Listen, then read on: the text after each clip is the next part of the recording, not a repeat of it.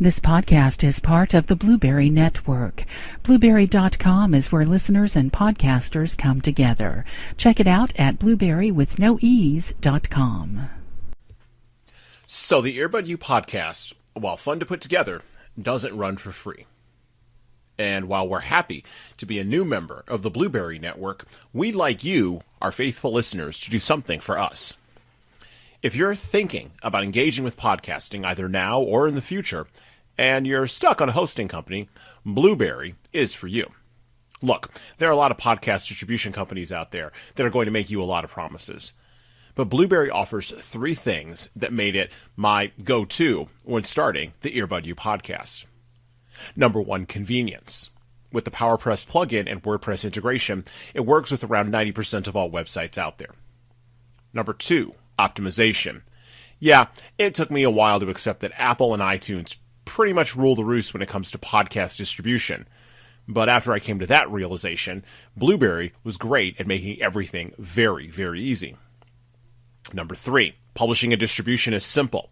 Look, I have a lot of stuff going on in my life. I design corporate trainings, I give speeches, I write blog posts, and occasionally I get to see Mrs. Earbud U and the kids.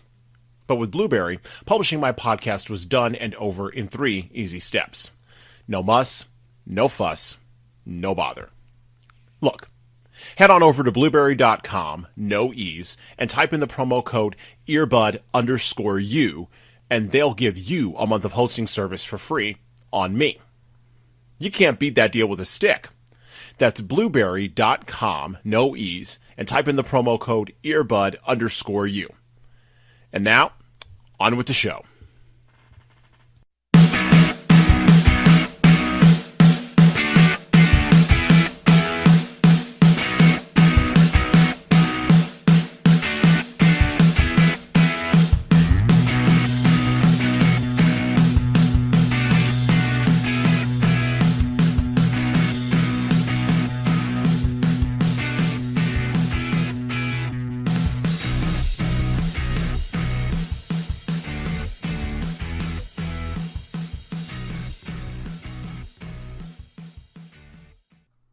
I've known a lot of people in my life, but none have led such a life filled with twists and turns as the guest on our podcast today.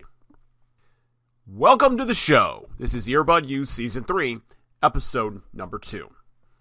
Before we get to the guest, I want to talk a little bit about the higher things.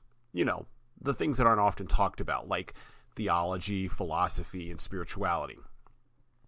You know, the things that we don't focus on because instead we tend to really focus a lot of our rhetorical firepower on arguing about religion and rules and rituals, which I guess is more comfortable for us because theology, which is the study of the nature of God and belief, continues to stymie modern man with how complicated and complex it really is. Now, don't get me wrong. We have arguments about religion, which is all about the rules. Say this number of Hail Marys or position yourself that way when saying a prayer. But religion and the rules, that all breaks down into ritual. And for the most part, ritual is created by human beings. Now, we also have arguments about relationships. This is the other thing we like to argue about. You know, who's up, who's down, who's in control, who's not. And kind of similar to religion, that's all rituals and rules and thoughts made up by human beings.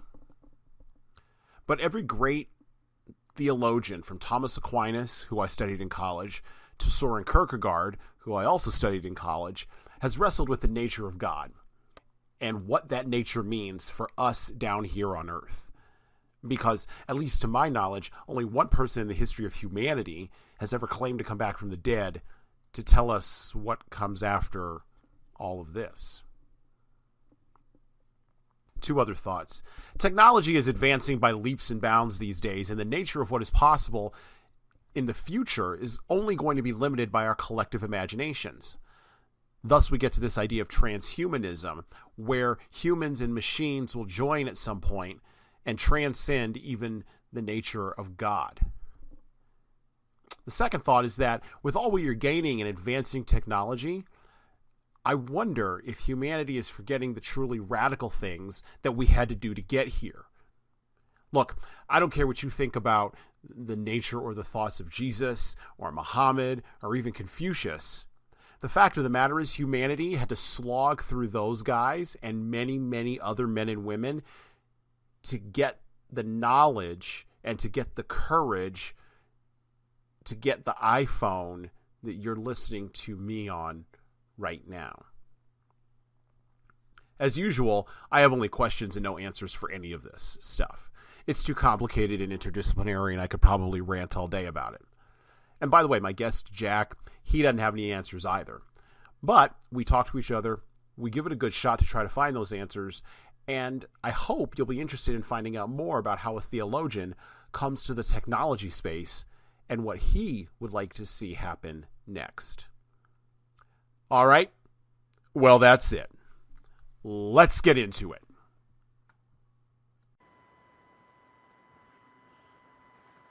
Welcome to Earbud U, Season 3, Episode number 2.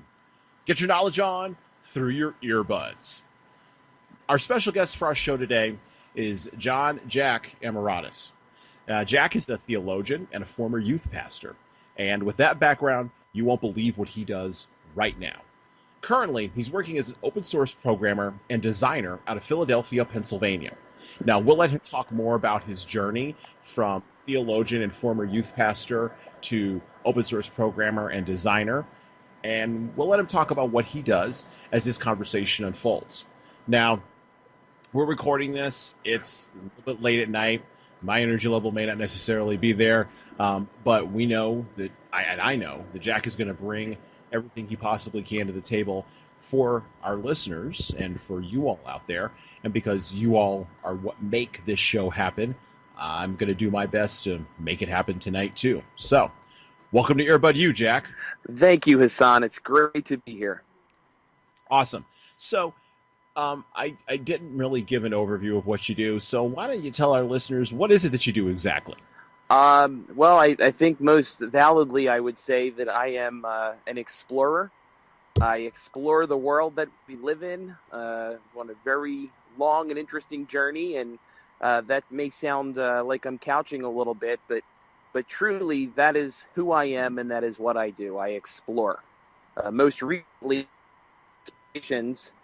have involved computers, and do a lot of computer programming, organizing projects, and working with servers and different programming languages. And it is absolutely a fascinating place to be right now at this time in history. Awesome. So how do you go from working with religion? Let's go right to the meat of the matter. How do you go from working with religion to working with servers? Because servers, I mean, they don't, they're not praying to you, are they? I mean, maybe the people who are calling in to fix them are. Please, your God, fix this. I'm sure they are. They're not praying to you. So how did you make that leap? Because those two things seem to totally be at opposite ends of the spectrum. So, did you have any favorite favorite toys when you were a kid? Oh yeah, I was a big Transformers person, big Legos, Connects, that kind of. I like building stuff. Yeah. Yeah, I did too, and one of my favorite toys, as I was a Transformer kid as well, but one of my favorite toys as a kid was not only a toy; it was a very powerful machine at the time, known as a Commodore 64, and my mother at the time, she was a single mother. She was working somewhere. And she bought a computer used from her coworker and brought it home. I was 10 years old, and this computer came with a book of games. So it was a paper book with the code of the games on the pages of the book. And to play games, you would plug the Commodore 64, the back of your TV, and find a game you wanted to play, and then type it in. And hilariously, there was... I did end up getting a tape deck later that would allow me to save programs, but in the original computer that I had, there was no way to even save the game. So once you turned the computer off at the end of the day, your game was gone, and you'd have to type it in if you wanted to play it again. So that was my introduction two computers, typing in to play games and have fun, like every kid wants to do. So it was a very gentle and exciting invitation to computers.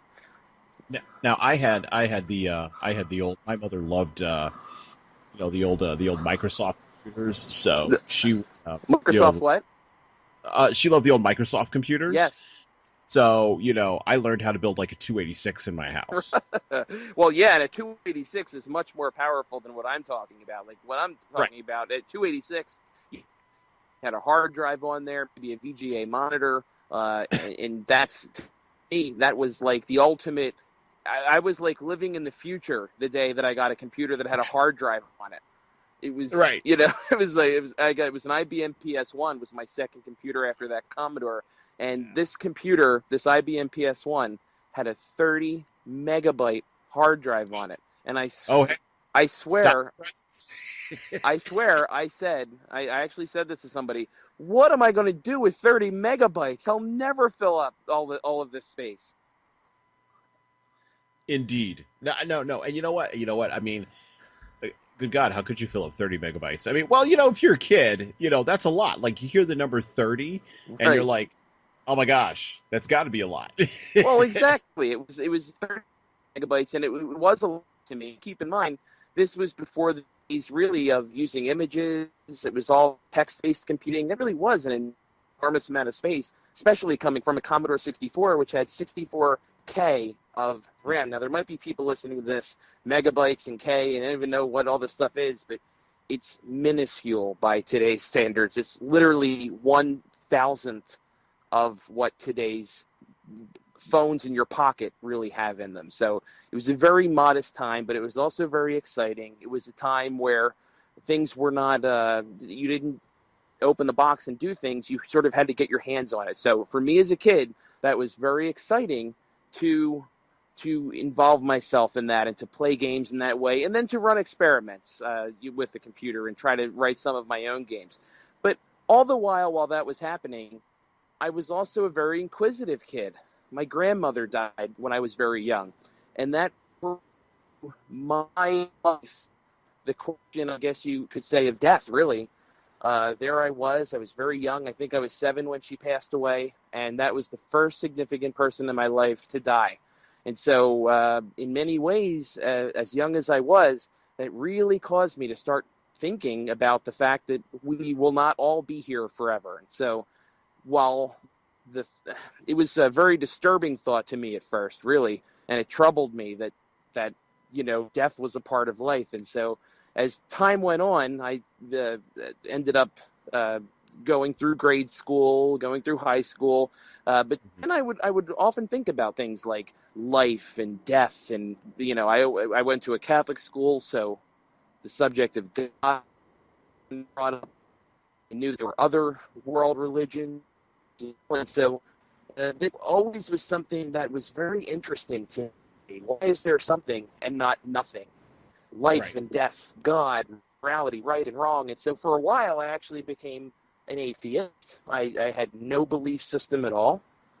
And then, real short fast forward is, in my later 20s, my mid-20s, I had a big conversion event, and ended up going right from that conversion event, became very serious about faith, and I went into studying Roman Catholic theology. And that was such a beautiful, wonderful journey. I don't work in it today. I don't teach it. I'm not a minister of any kind, and I don't run religion classes. I don't do any work in the field today. But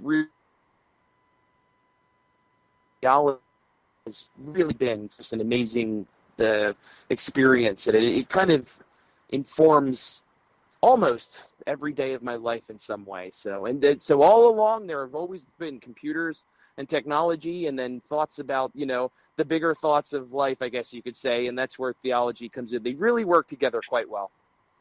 Okay, let's back that up for the people listening here, because this is fascinating, really, to me, and something that you said there, and I know you said you had a conversion event. I won't say I'm not curious about that. I am, but I'm more curious about sort of the interactions that I've had with atheists, or the kind of the philosophy of atheism, and we'll talk about more about the programming stuff here in a minute. Sure. But I want to catch on this in a little bit and flesh this out. I was just listening to an interview with the, well, he doesn't call himself a magician, the illusionist, Penn Jillette. Right. I heard of him. Yes. Yeah. Very big time atheist. Christopher Hitchens, of course, Richard Dawkins. God is not great. Those kinds of guys. Those kinds of folks. And it seems as though atheism, at least in the United States, in the popular culture, is sort of having a resurgence. And I know a lot of folks who are involved in the tech field. From some of their writing and some of the things they say and some of the ways they design technology, it seems that they are very anti-human. So how do you get from, well, why didn't you keep your atheism? I mean, maybe that's the question I should ask. Like, how did you sort of, and I know like you said, you had the conversion experience, but talk me through the atheism. Like, was that a thing that sort of grounded you, and then you found something else, and you had that bam, whiz bang moment, or was it more like, hey, I'm going along here, and I'm more of a skeptic than anything else? Sure. Well, that's a really great question. What a neat thing to pick up on. Obviously, I guess doing this, you are and have become quite a good listener, and so that was interesting to pick up on that. And so, yeah, just to kind of retrace that question real quick, and then get to the actual answer. I definitely do know of Penn Jillette. He's incredibly talented. I'm aware of some of the writings of Christopher Hitchens and some of these people. And so, yeah, there's a lot of controversy out there. And here's the interesting thing. There always has been. That's so interesting to me that this, whatever else it is, and whoever may be right or wrong, the fact that this debate is so prevalent in our world is very interesting to me. Now, I know a lot of people in the computer industry who are actually very faithful people, and they go to church, and they live lives of faith, and there are others who are not. I'm very optimistic about the computer industry. I think you mentioned anti-human, and I'm sure there are some. And yet I also find in the computer industry people who are very conscious of charitable work. They're very conscious of helping others, creating a very diverse and respectful work environment. And so I often encounter that as well. So I think what it is the range of experience out there from black and from left to right and from every side of the spectrum. These places, whereas the computer industry is not.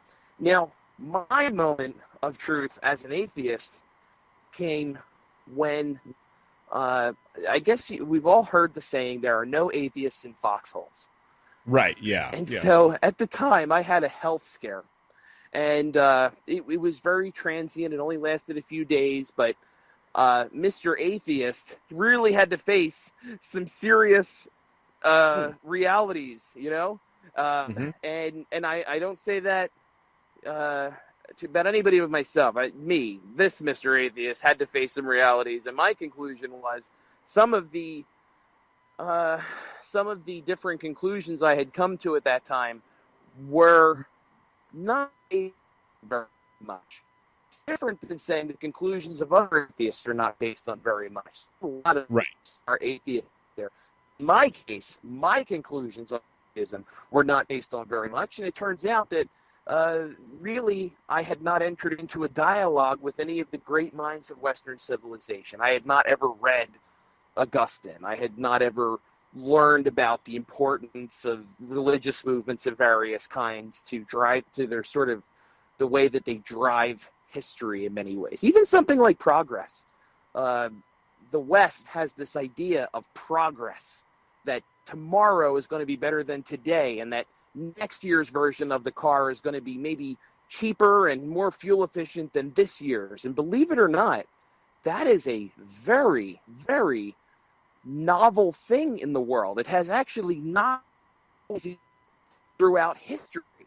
It turns out. What? Go ahead. I mean, that all goes into Rousseauian and the arguments between Rousseau and Kant, right? About in essence, how can a good life be had? And really not Rousseau and Locke, really, about how can the good life come about? What role does government play in that? What role does the individual play in relation to the state? I mean, all those ideas, particularly Rousseauian ideas, lead directly into that idea that tomorrow will be better than today, and you could be happier tomorrow. Now, some would argue that the dark side of that is pathologies around narcissism and depression and things like that. But definitely, I definitely agree. Yeah, that's a uniquely Western phenomenon. Well, it is, and I think we have to especially thank Locke for the Loch Ness Monster. Where would we be without the Loch Ness Monster, but for John Locke? I'm kidding, of course. But, yeah, I think that and that historical time maybe that you're referring to, and also if we go back much further into the ancient world, a lot of scholars think there was this sense that people would realize that, for example, well, today the sun rose and the sun fell, and tomorrow the sun rose and the sun fell, and by the way, summer is going to give way to fall, and fall to winter, and winter to spring, and summer to fall. And they started to realize that the stars, again, this time next year would be in the same place in the sky. And so they sort of extrapolated on this further and further out to the point where they finally came to the conclusion, given long enough, we're going to be standing here talking to each other again. Right. And what that led to is a sense of actually desperation.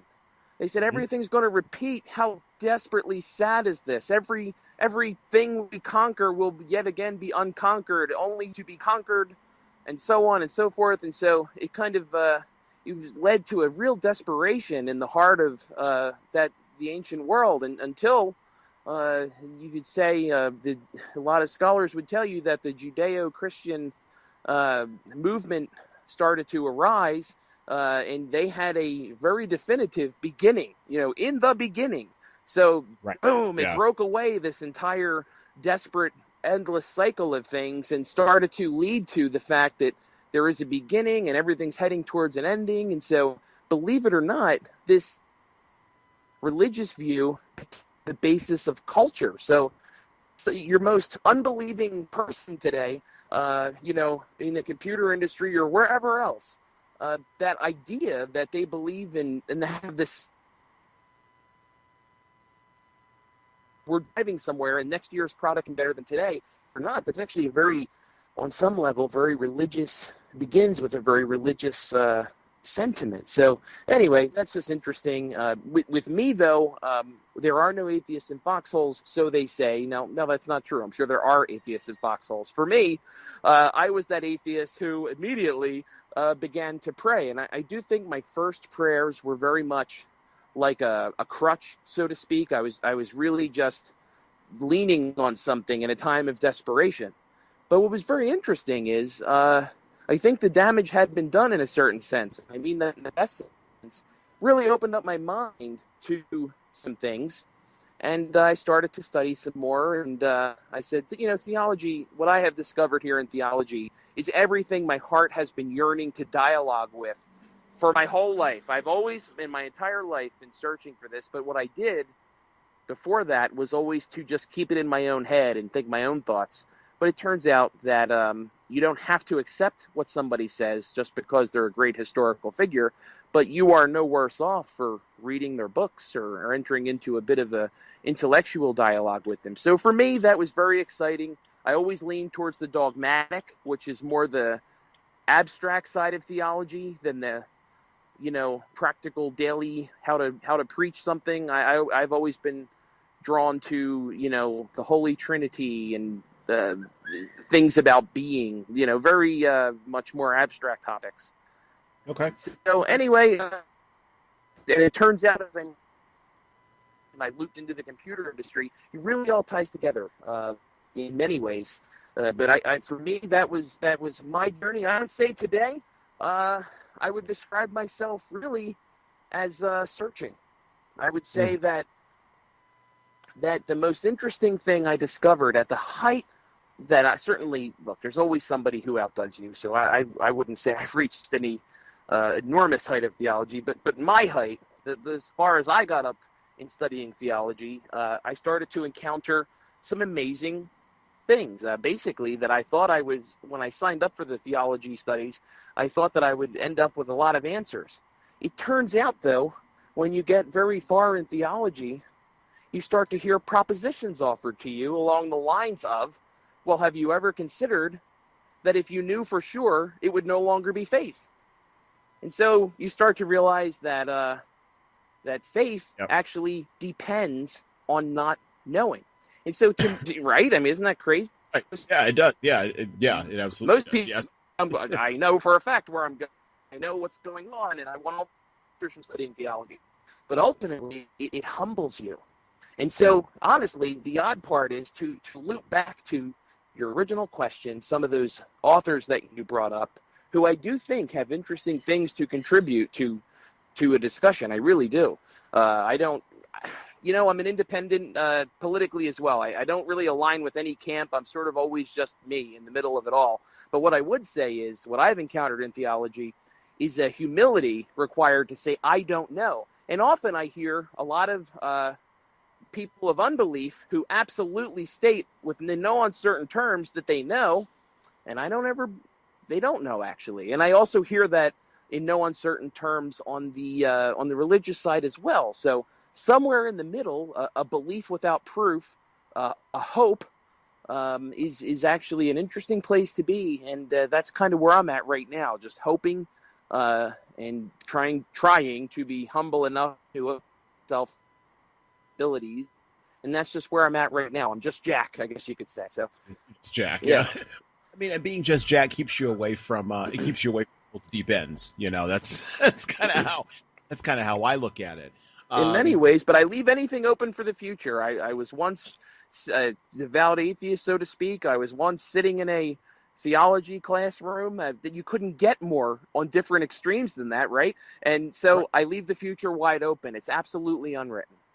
Yeah. Well, and you know what I mean. That goes along with sort of your, like you were saying, your philosophy of being of sort of favoring the dogmatic. It requires you to sort of jump in with both feet, to be totally and completely immersed, to be totally and completely committed to whatever that course is at that moment, at that time, and then once you sort of squeezed all the juices that you can out of the lemon or the orange or whatever fruit you want to use in the metaphor, and you let it run down your face, and then you're done, and then you jump out and you go and you eat another meal at the banquet of life. I mean, that's one of the, I think that's one of the key ways, and I see this reflected in what I see in the tech industry lately. I see this reflected, like I said, in what I see in the tech industry, and in how they approach sort of building a product. You take 7 years, you take 5 years, you take whatever it is, and you just run at it. I mean, you got guys sitting on the floor, coding in their hoodies, no wife, no kids, no problem, just bang, straight at, no mortgage, just run straight at it, right?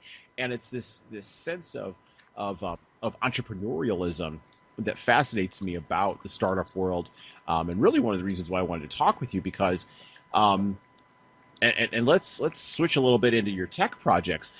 What exciting projects are you working on right now where you're sort of, like I said, sort of getting your dogmatic on? You're kind of jumping in it, and you're fully immersed in it. What are you working on right now? Well, it's a really great question. There's so much going on, and I have to the third loop back in the conversation. I have to loop back because you mentioned these people sitting under their desk. They have a real sense of purpose, and I would say this. There's days I feel very faithful. There's days I feel very not faithful, so to speak. Just days of questioning. I don't really have a particular position, but one thing I have, no matter any day, is I do have a sense, whatever you call it, whoever, in many different forms that it takes. I guess I just have a sense, the simplest way I could put it is that our time here in this is somehow meaningful. Whatever that means, different people experience that in different ways, and there may very well be one truth above all others, and very likely, I guess there is, but whatever that is, my sense is that this time here is very valuable and very educational. So anyway, that informs a lot of that. What I'm working on right now is two projects that are very exciting to me.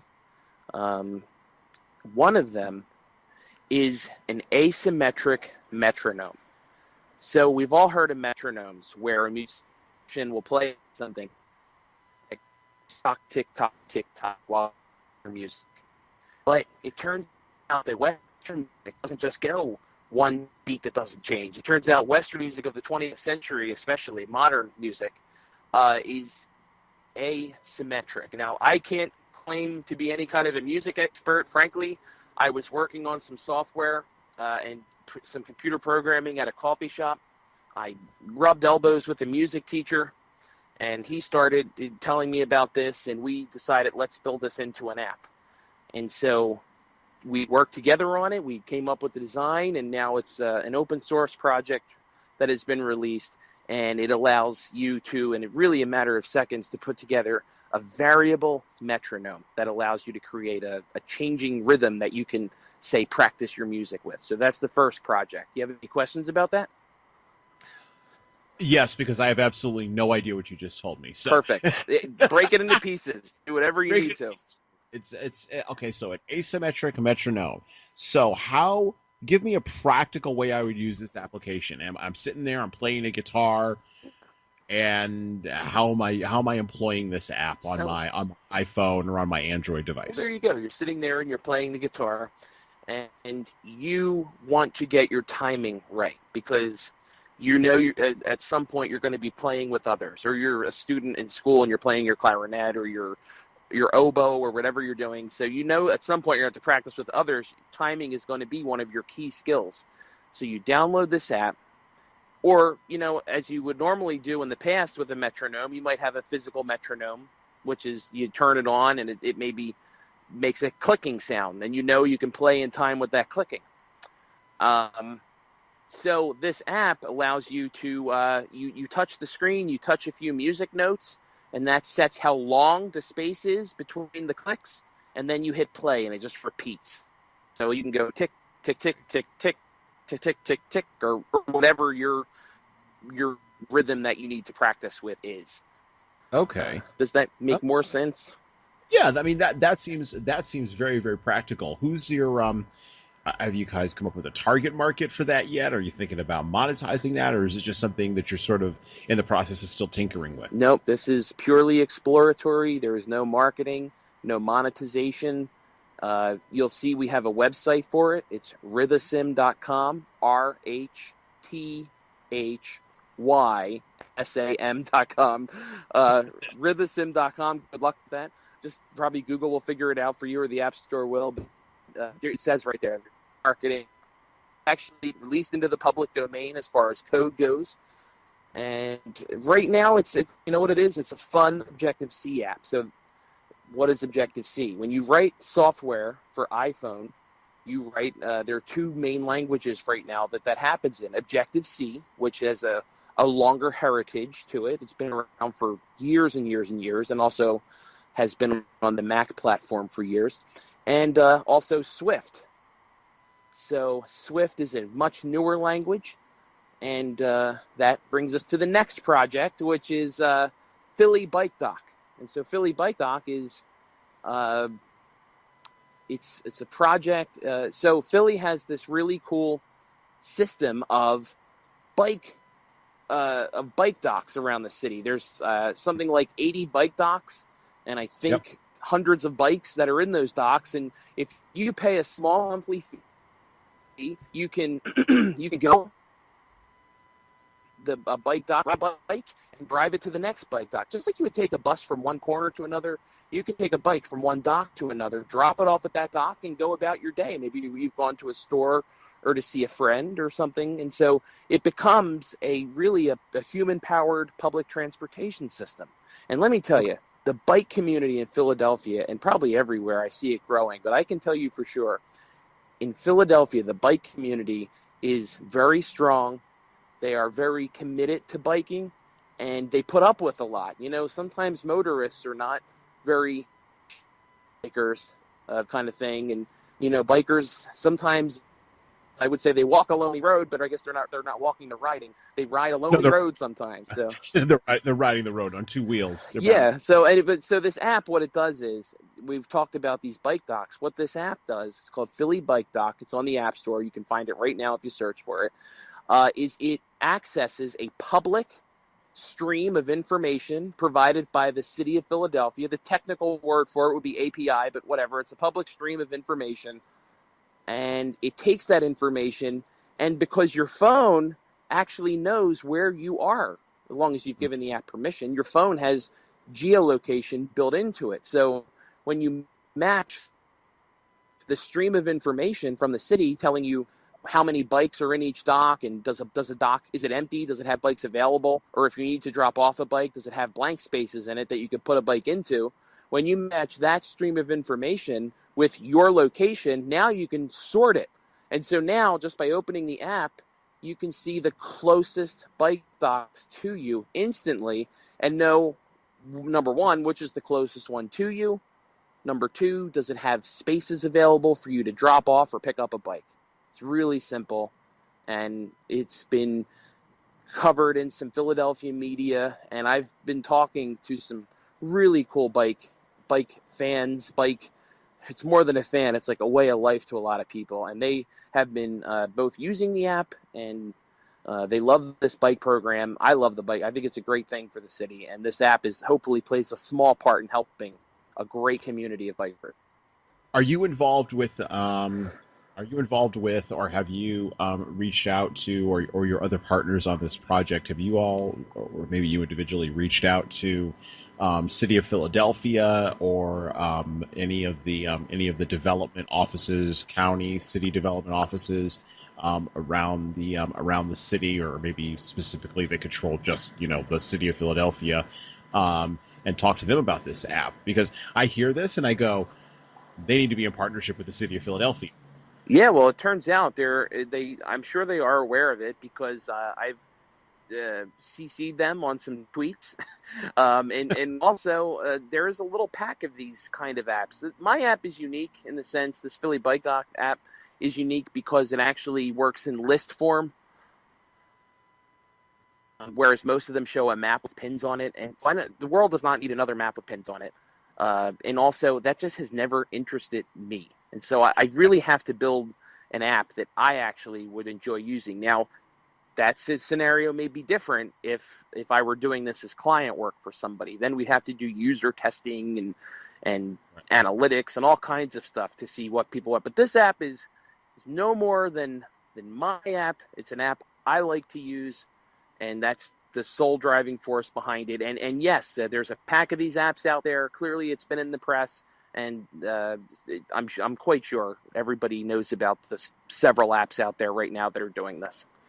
Well, I'm going to make sure to be pushing this podcast directly to the City of Philadelphia. So awesome. Yeah, you're going to be getting a lot more calls to that as far as I'm concerned. That's great. Well, let's talk about a couple of sticky issues that I see, and your app kind of leads directly into this, because people who tend to use bikes or transportation tend to be people who are either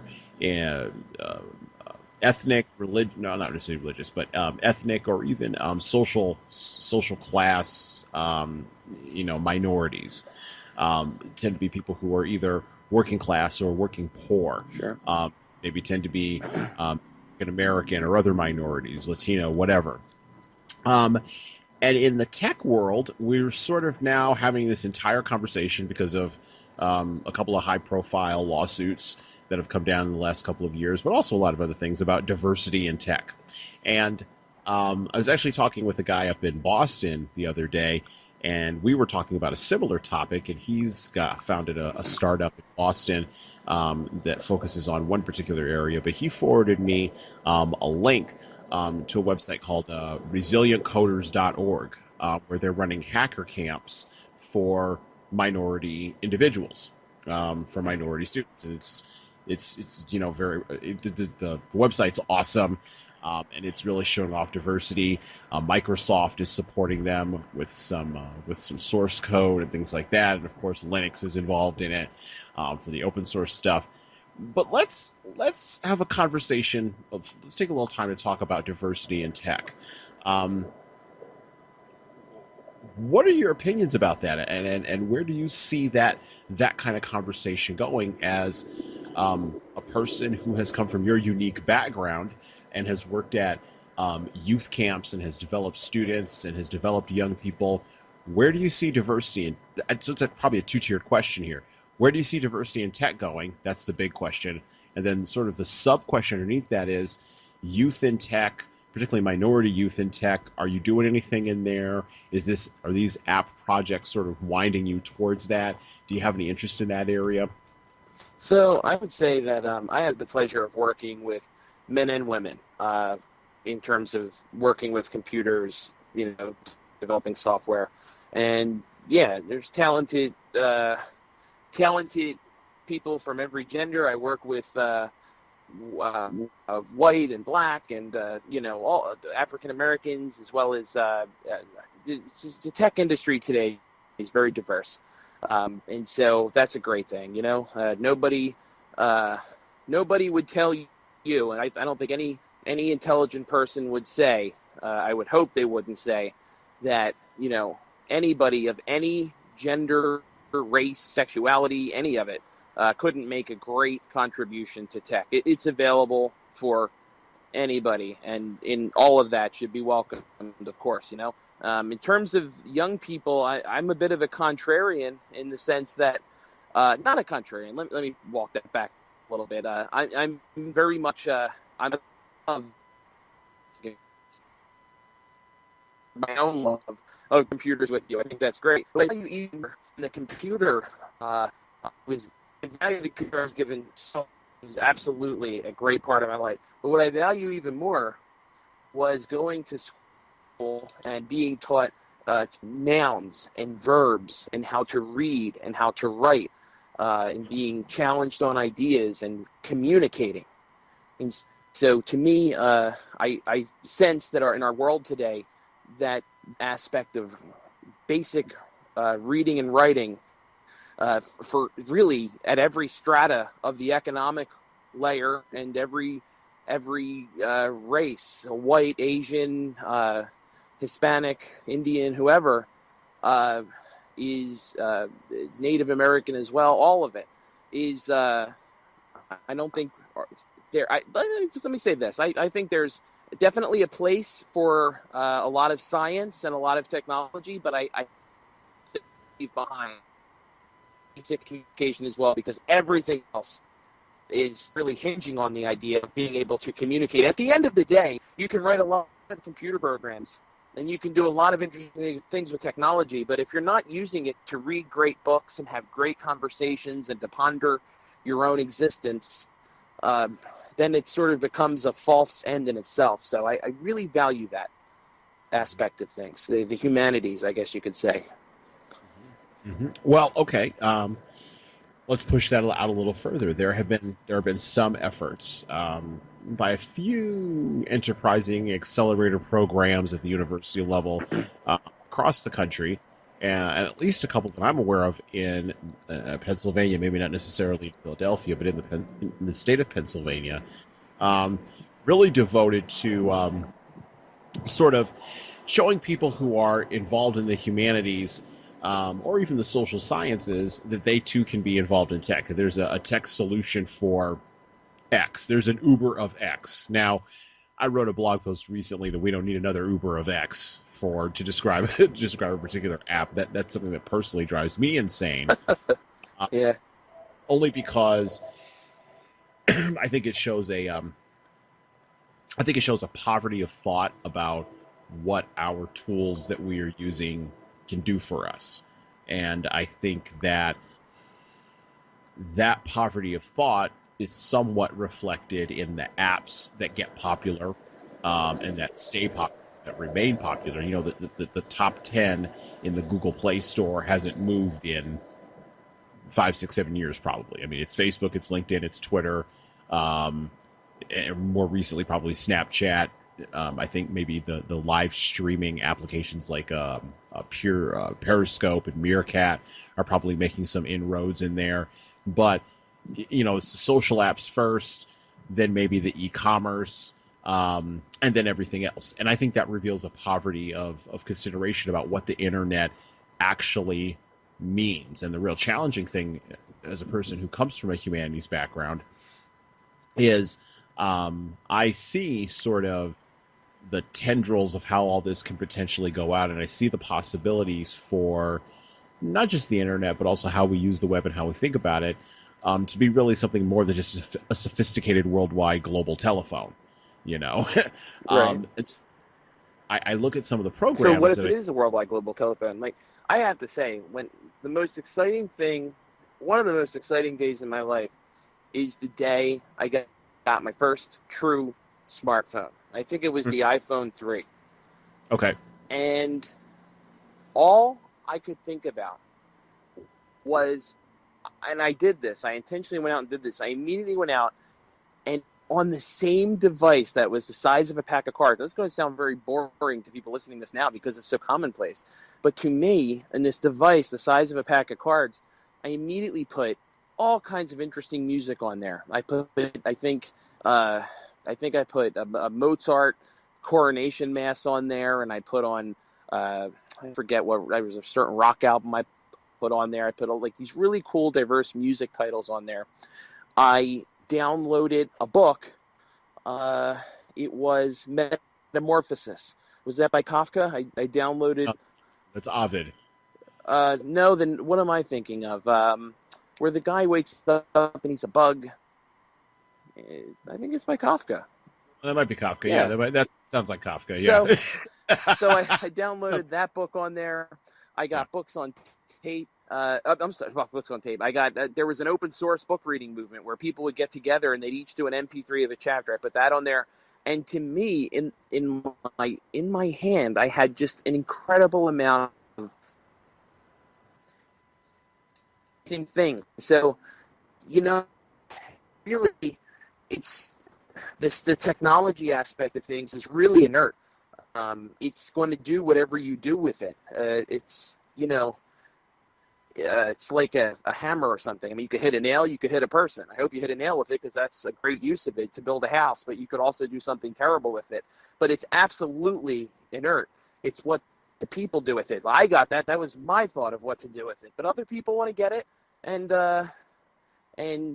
do other things with it. Just sit around all day and talk to each other. And you know what? That's part of being alive too. So I guess if somebody has a vision of a more elevated use of technology, I would suggest probably in my thoughts that it would not be to go to the technology and to seek the answers there, but to go back to the people themselves and start working with the people much more than working with the technology.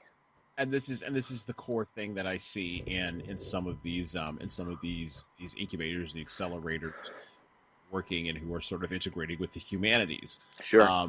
That's one of the problems I see there, and that's sort of what I was saying is not sort of what I was saying. That is what I was saying. Like, I don't know that there's an app that where you really. I don't know that a philosophy major really needs an app. Well, wait a minute though. I would challenge that a little bit in the sense that I don't think there's a problem with what these incubators are doing. They're making platforms and they're making means of people to communicate, and like those phones. Notepad, and you could use that to take notes or take a shopping list to whatever about your complaints that day. Like, the tools are there, and so I don't know. It's kind of inert. They're just building things to get people to talk, and then sort of sowing the seeds. Right. Okay. Yeah. Okay. And I agree with that in principle. I think we also agree that the deeper motives have to be explored as well. And I also think that including these incubators as part of the overall sort of mission of the university to provide a small L liberal education is something that's very worthwhile. Yeah, I think this too. Say that again. I think that as well. I agree with you. And I think that people, it's often easy to overlook the fact that a liberal education shares similar etymology to the word liberate. A liberal education liberates you from, the point of it is it liberates you from really darkness and gives you the ability to think and to be truly free because you can have an intellectual life, which is like the highest thing we can do. So it's really amazing that happens. And I would say, though, that while I think technology is inert in many ways, I am fundamentally optimistic about, number one, everything. I'm very much known as an optimist, but particularly with technology, like, there is something to be said for the fact that, you and I a few seconds ago had this discussion about books. We could probably go to Google and in a matter of moments type in a few things and find out exactly any book you could think of, even if you didn't remember the title. The world really is at your fingertips. And so to me, fundamentally, that democratizes knowledge. And there is no more, very little now, storehouses of knowledge. Like, everybody can have access. If you want to learn today about astrophysics or something, or fixing your car, some obscure part of your car, you could probably hit Google and find a YouTube video about it. And I once read an article about a lady who found a squirrel in her yard with a broken leg, and she's able to go on, back in the day, Yahoo, when it was much more popular, people go to it, and I know it has a huge user base now even, but she went on there and found out how to treat the squirrel's leg. I one time had a car where the computer of the car, it had this funny behavior where it wouldn't start up. So I was able to look up this model of car on the internet and find out that it was a known defect in the computer on that car. So I was able to open up another tab in the browser, order that part from a junkyard in another state, and it was mailed to me. And then I watched a YouTube video to see how to install the part of the car. This was years ago now, but that is all based on the internet. I didn't have to go to anybody. I would have been powerless without the internet in that situation on my own. I would have had some power in the sense I could have probably found somebody to help me. But the self-empowerment that the internet gave me in that scenario was incredible. So I think that we, through the internet and through technology, are seeing a lot of knowledge democratized. And so it's all just starting. We've had it for years now, but make no mistake about it, it's all just beginning. Hasn't even really started yet. Like, this is the ray of the first ray of the sunrise, in a certain sense. That's how early technology is. And here we are talking on Skype, and I'm sitting here talking on this phone. I don't think it's really even kicked in yet. That's how early we are in technology. Right. And the power that's going to have to democratize things and to shake things up in our world. And I'm fundamentally optimistic, but at the end of the day, while I'm optimistic, it's sort of rather inert. It's going to depend on how we as people use it. Right, and that closes the loop back to the humanities piece, which is what you were talking about, where, teaching people how to think versus what to think becomes much more, I think, much, much more important, particularly when we have, like you said, and I absolutely agree with you, and I come at it from the back door. We have so much, we have so much information, the Greeks would be jealous of us. They would.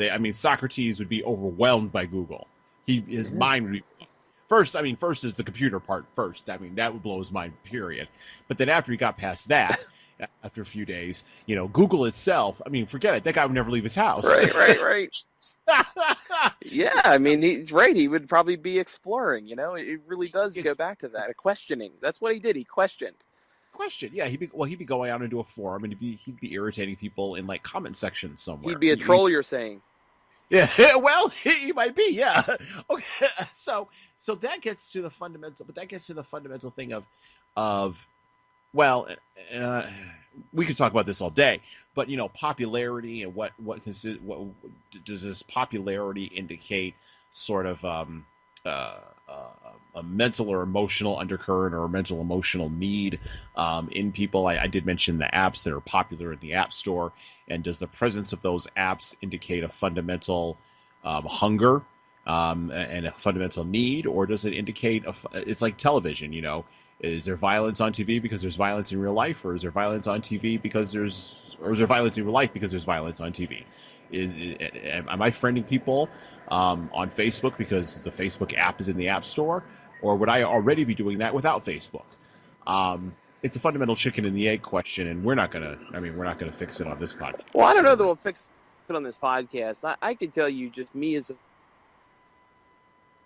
to think. I love to examine the world. But I think you can go down like a road with those kind of thoughts about why is something popular and kind of start to view it a little bit suspiciously. And you know what? I've never felt that way. I've always thought, a lot of people in the past had really criticized, for example, TV and talked about how it is dumbing down the American mind and all this. I mean, I guess in some cases that's true. I myself think TV for me, and I have watched a lot of TV when I was growing up. I never even went to sleep without a TV on when I was a kid. Like, it was just the background of everything. Right. And for me, I watched a ton of educational materials that I have always found to be very fascinating. And in addition to that, I think one of my first memories, for example, was seeing an episode of MASH. It was a very early episode of MASH. It was like 1982 or something. And it's funny, but if you kind of like take the bigger view of that, it showed me soldiers in a war. I knew something about the history of the world, that there were soldiers and war. As funny as an observation as that is, I think the other earliest memory of TV is Dance Fever.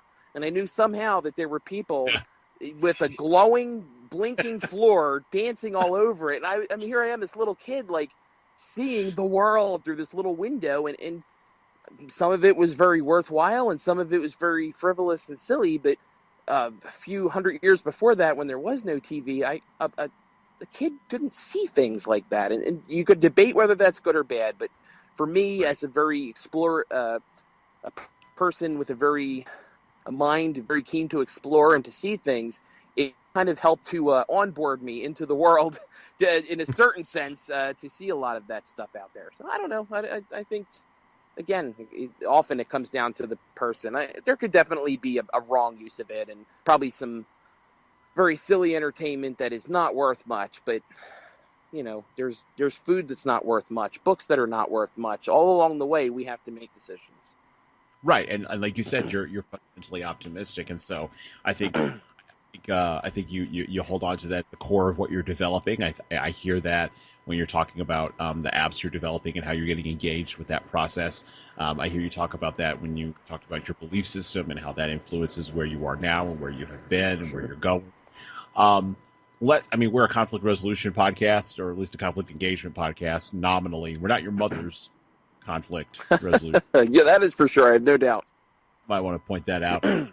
And you know what? I've been called frivolous. My content has been called frivolous, and my content has been called educational, and sometimes my content's been called nothing at all. So there you go. I sort of cover the spectrum. But let's talk about conflicts. Sure.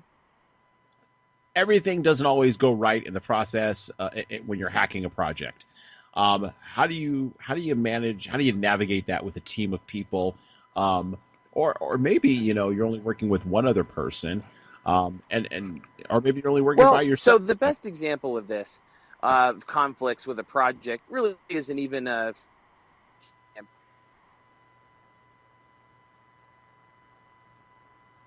we gather a lot of volunteers together in support of a good cause. And sometimes when you gather people together, a whole team of people from different walks of life, there's some who are senior citizens, some of them are Generation X, some of them are millennials, and often what you'll see is some intergenerational stresses there. They won't understand each other. So like a senior citizen, say a baby boomer, even not even a senior citizen, say a baby boomer wants to get in touch with a millennial. So what will they do? They will call them, and then they'll complain that they won't answer their phone, because actually millennials will not answer their phone, right? And this has been said by so many people in so many different ways and videos. It's a known fact that millennials, for example, or Generation Y, will not answer their phone. They don't want to talk. They want to text you. And so what I have always found helpful, I'm a very Dale Carnegie-oriented person, in business and administration, not a lot focused on simply building up some skills with Dale Carnegie. It's very enlightening, actually, about myself. I said, man, I've done some of those things. Don't ever get into some of that stuff. Don't go around and criticize people and all kinds of good habits that you can build up from like reading Dale Carnegie. And what I found when finding that there's any two people involved in maybe a stressful situation is I try to assume the goodness in those people, that they each want to get something done with their day. They probably don't actually want to be fighting. Now, there are people who are only happy when they're unhappy. And I recognize that too. There's a whole lot of them out there. But in general, I try to recognize that these people probably don't want to be fighting. They may not even understand that they are driving each other crazy. And so I have always found it good just to facilitate some communication and talk it out, go and grab a soda, grab a hamburger somewhere, spend a little quality time doing something other than the main and getting to know each other, and sort of trying to direct way and getting them to know each other as people actually seem to go a long way. So just sort of getting people to connect in those ways, I always found to be very helpful. There you go. Yeah, I mean, the connections it's really the part of work as a consultant and a corporate trainer in my other life. When I'm not on the mic, and that's what I found. Is just really just getting people together, and people sometimes characterize it as overcoming fear, and I do a lot of workshops around. I bet you. I'm sorry. I bet you're great at that. I bet that when there's trouble in a workplace and you walk into the place, and number one, you probably are absolutely as level-headed as I've always known you to be. While we have not associated in quite a few years now, I do know you from the past, many years ago, and I've always known you to be a very level-headed, very intelligent, very thoughtful individual. So probably stress immediately evaporates, first of all, just from your presence, because you have a good presence. And then you probably start to talk, and they kind of know why you're there. And I just imagine it's probably a very good experience when you show up somewhere. It is one of those situations. Well, you know what? It's interesting. Sometimes, depending upon the nature of what I'm doing, or sort of how I'm trying to get those connections, like you were talking about, to happen. Sometimes I'm trying to connect personally with a group, and so that's a very one to group sort of interaction. And then other times I'm trying to do a couple of things at a couple of different levels, like tri-level chess in Star Trek. I'm trying to interesting.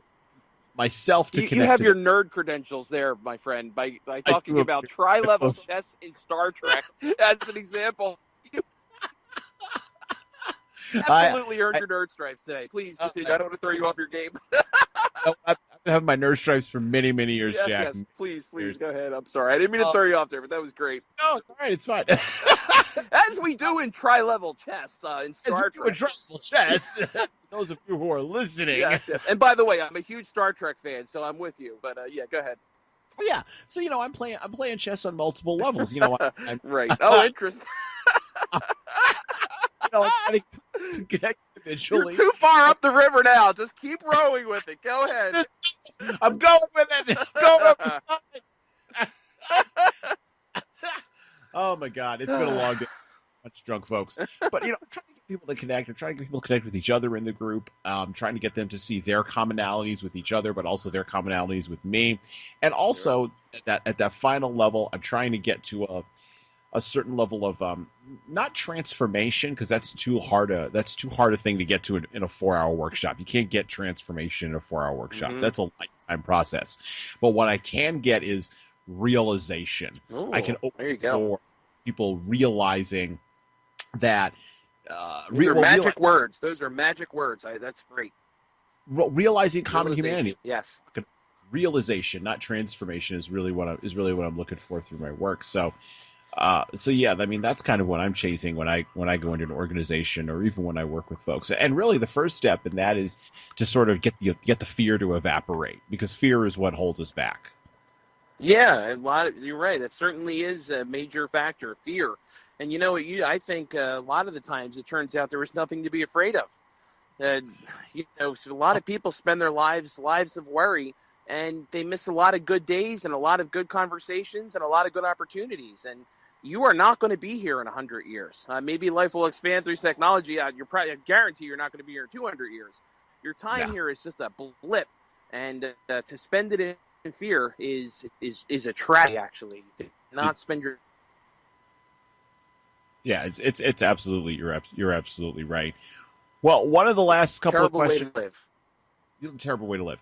Last couple of questions to ask you. Is there anything that you're absolutely terrible at? Which is something I ask all my guests. Well, is there sure. absolutely terrible at? I'll tell you something. A lot of people are very kind and all with some of with the things they say to me in some ways about some things I do. But I think if you take that's always very nice and whatever. But I think that that you could take the best computer programmer and then tell him to give your car a tune-up. And all right, maybe some do, but many will not know how to do that. You can take the best auto mechanic and tell them to write you a program. Many of them won't know how to do that. I think that we all have areas of things that we really shine at. And then there's other things, I'm not going to win the marathon. Probably a big race with 25,000 people or something. I'll probably be well towards the end of that marathon. So, Okay.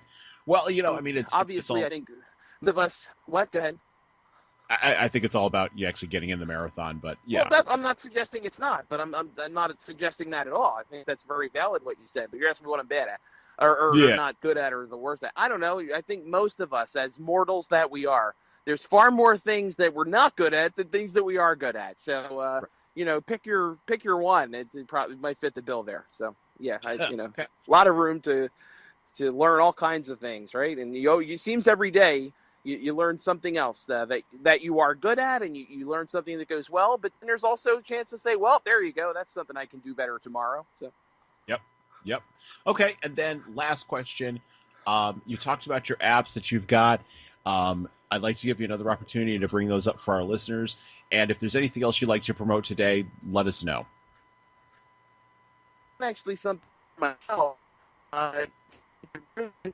Love good causes. I think good causes are so interesting. Now, I actually think just being a good professional person who is reasonably good at your career is actually a great service to the world, because the world needs you to be a good person who wakes up every day and has a good day at work, and you're already contributing to the world. It's not even known as a charity, but actually I think everyone who goes to work or who runs a business or who just participates in our society at any level is actually doing a great service for the world. So I love all of those things. But there are a few causes that really kind of tug at my heartstrings in a really good way. And I recently discovered one called, I think, I might get this wrong, I apologize, I think it's called 88. I just read about this. And what they do is they buy bicycles for girls who were victims of human trafficking. Now, I have 2 daughters, and I love my 2 daughters more than anything in the world. Anyone, they are like the tops, absolutely the tops. And so it pains me, when I saw this charity, what it brought to mind is, gosh, it pains me to think that anywhere in the world, great kids like someone else's daughters, really, maybe, really nasty stuff like human trafficking, that kind of stuff. And so if, thank goodness, they can be liberated from that, kind of get back to a normal life, as normal as life could be, this charity goes out and it actually purchases bikes for them and gives them. A bike is in power when you're a kid. A bike could be your horse that you're riding on. It could be a chariot taking you somewhere. It could be some kind of exploration. And so, not just in America, but all around the world, in every country, I mentioned India is a very interesting country to me as they develop. There's a lot of opportunities for charities there. There's closer to home, there's some countries in South America that are developing. There's Native American reservations in the United States that are participating in a lot of different things. There's a lot of things going on in the world right now. I love to see good causes. I don't know that this has anything to do with particularly any of the items I just mentioned, but the countries I just mentioned. But this 88 bikes thing, that they go out and that they provide bikes and give this special gift to a young girl all over the world, different girls, I think is a beautiful charity. And if anybody listens to this and checks it out and ends up supporting that in any way, I think that would be just so cool. Awesome. So we will have links to that in the show notes Cool. below the episode, as well as links to all the ways you can get a hold of Jack and connect with him around all of his projects. So look for him on Twitter. Look for you said 88 Bikes project? Yeah, you probably Google that, and your Google, Yahoo, whatever you use, it'll probably come up. Yep, you can look for the 88 Bikes project, and of course his bike project, his bike app in Philadelphia, available for download in the Google Play Store, obviously in the Apple Store, and of course his other app, which I can't say the name of, which is terrible, but it'll be in the links below the Rivison. Rivison. There you go. I'm a terrible human being, and it's been fun. It has been. It has been fun. What a great